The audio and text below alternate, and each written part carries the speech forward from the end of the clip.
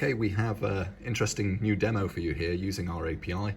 The API has been compiled for ARM and installed on a Pi 4 here, along with a electronic starter kit. This is just an LCD screen and a keypad to allow us to demonstrate an interesting utility for cognitive radio. Now, cognitive radio previously was all about selecting a channel. Well, now we're about selecting a better power level. So you're not tanking your battery and you're also putting less noise into the environment.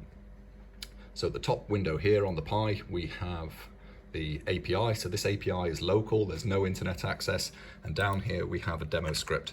So we're going to run this demo. It's going to walk a path from 2 select points across some terrain with different obstacles.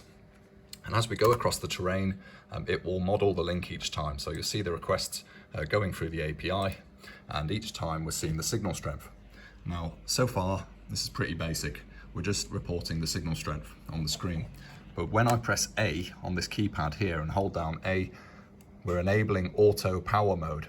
So now we're automatically adjusting the power, and instead of using 2 watts, we're using whatever is necessary in order to hit our threshold. The threshold that we've declared is minus 90 dBm. So this could be a digital DMR system. And as you can see here, to talk to the repeater that's across the river about 5 kilometers away, we really don't need 2 watts of power. We can get by with just a fraction of power. Because the API is local, we're not generating network traffic to do this. And these are simple API calls, so they're not requiring a powerful CPU. The Pi is handling this quite well, and we're confident that once we put this on a Samsung Galaxy, we'll be able to do even more stuff, including best site analysis, which we're going to do as a future demo using a ARM board.